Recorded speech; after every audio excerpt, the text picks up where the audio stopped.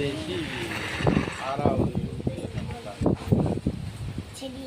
பிறந்த முதல் யுகத்திலிருந்தே சாமியோட நான் தொடர்பில் இருந்துக்கிட்டேன்.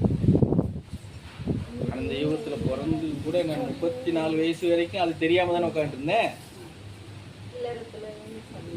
முதல்ல தெரிஞ்சுதான் நான் கல்யாணம் பண்ணுவேன்னா புள்ள பெறுவேன்னா அதுக்குன்னு ஒரு தருணம் வர்றது வரைக்கும் அதை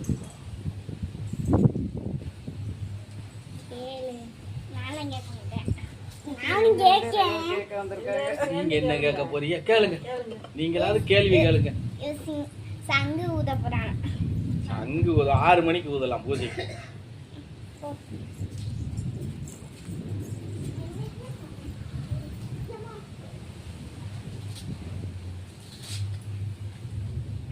இப்போ வேணா நீங்க சொன்னது மாதிரி வேணா இப்போ ஏற்கனவே நான் ஒரு முடிவு பண்ணிட்டேன்.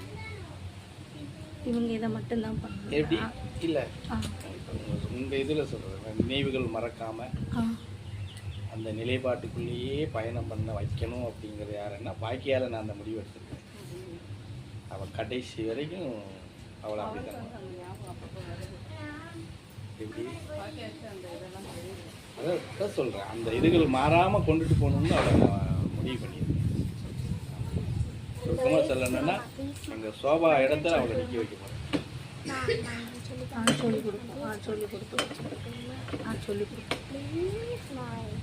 மந்திரம் சொல்லி கொடுக்க சொன்னாங்கல்ல தாத்தா, எப்போ சொல்லி கொடுக்குறீங்கன்னு அப்பப்போ வந்து வீட்டுக்கு போய் டைம் இருக்குல்ல, குரு பூஜைக்குள்ளே படித்து முடிச்சு மந்திரத்தை.